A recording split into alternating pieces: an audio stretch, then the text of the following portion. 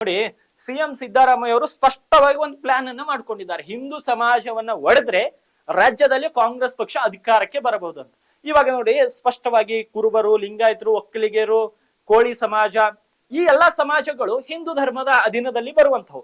ಇವುಗಳನ್ನ ಒಡೆದು ಕುರುಬ ಸಮಾಜವನ್ನ ಹಿಂದೂ ಧರ್ಮದಿಂದ ಒಡೆದು, ನೀವು ಕುರುಬರು ಇಷ್ಟೊಂದು ಸಂಖ್ಯೆಯಲ್ಲಿ ಇದೀರಿ, ರಾಜ್ಯದಲ್ಲಿ ನೀವು ಇಷ್ಟೊಂದು ಸಂಖ್ಯೆಯಲ್ಲಿ ಇದೀರಿ, ನೀವ್ಯಾಕೆ ಲಿಂಗಾಯತರು ಮತ್ತು ಒಕ್ಕಲಿಗ ನಾಯಕರಿಗೆ ಮತವನ್ನ ಹಾಕ್ತೀರಿ? ನೀವು ಬನ್ನಿ ಕಾಂಗ್ರೆಸ್ನವರಿಗೆ ಹಾಕಿ ಓಟು. ನೀವ್ಯಾಕೆ ಬಿಜೆಪಿ ಸಪೋರ್ಟ್ ಮಾಡ್ತೀರಿ? ನೀವು ಕೂಡ ಮೇಜರ್ ಆಗಿದ್ದೀರಿ.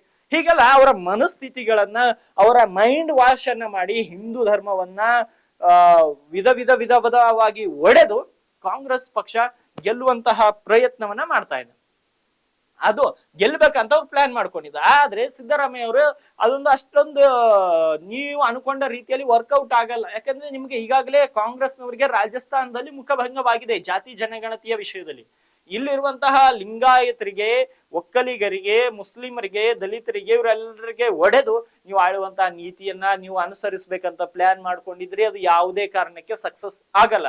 ನಿಮ್ಗೆ ಒಂದು ವರದಿ ಜನಗಣತಿನೇ ಯಾವುದೇ ಒಂದು ಗಣತಿನೇ ಮಾಡೋದಿದ್ರೆ ರಾಜ್ಯದಲ್ಲಿ ಎಷ್ಟು ಜನ ಬಡವರಿದ್ದಾರೆ, ಯಾರ ಆರ್ಥಿಕ ಪರಿಸ್ಥಿತಿ ಹೇಗಿದೆ, ಯಾರಿಗೆ ಏನ್ ಕಡಿಮೆ, ಯಾರಿಗೆ ಏನ್ ಬೇಕು, ಯಾರಿಗೆ ಏನೆಲ್ಲ ಸೌಕರ್ಯಗಳು ಬೇಕು, ಅದರ ಕುರಿತು ಒಂದು ಸರ್ವೆ ಮಾಡಿ. ಬಡತನ ರೇಖೆ ಕುರಿತು ಒಂದು ಸರ್ವೆ ಮಾಡಿ. ಅದು ಎಲ್ಲಾ ಕಾಸ್ಟ್ನವರನ್ನ ಸೇರಿಸ್ಕೊಂಡು ಮಾಡಿ. ಇದರಿಂದ ಎಲ್ಲರಿಗೂ ಕೂಡ ಅದು ಉಪಯೋಗ ಆಗುತ್ತೆ. ಯಾವ ಕಾಸ್ಟ್ ನಲ್ಲಿ ಎಷ್ಟು ಜನ ಬಡವರಿದ್ದಾರೆ, ಅವರ ಒಂದು ಬಡವರ ಏಳಿಗೆಗಾಗಿ ಏನ್ ಮಾಡ್ಬೇಕು, ಅವುಗಳನ್ನ ಮಾಡಿ. ಆದ್ರೆ ಜಾತಿಗಳನ್ನ ಒಡೆದು ರಾಜಕಾರಣ ಮಾಡೋದು ಎಷ್ಟು ಸರಿ ಸಿದ್ದರಾಮಯ್ಯನವ್ರೆ? ಇದನ್ನ ನಿಮ್ಮ ಪಕ್ಷದವರೇ ಅಕ್ಸೆಪ್ಟ್ ಮಾಡ್ತಾ ಇಲ್ಲ. ಬೇರೆಯವ್ರಂತೂ ಬಿಡಿ, ನಾವು ಅಂತೂ ಅದಕ್ಕೆ ಅಕ್ಸೆಪ್ಟ್ ಮಾಡೇ ಇಲ್ಲ. ನಿಮ್ಮ ಪಕ್ಷದವ್ರು ಮಾಡ್ತಾ ಇಲ್ಲ, ಆ ಕಡೆ ಬಿಜೆಪಿ ಅವ್ರು ಮಾಡ್ತಾ ಇಲ್ಲ, JDS ನವ್ರು ಮಾಡ್ತಾ ಇಲ್ಲ. ಹಾಗಾದ್ರೆ ಅದನ್ನ ಯಾರಿಗೆ ಮೆಚ್ಚಿಸೋಕ್ ನೀವು ಮಾಡ್ತಾ ಇದ್ದೀರಾ ಅನ್ನೋದು ಇವಾಗ ಸ್ಪಷ್ಟವಾಗ್ತಾ ಇದೆ.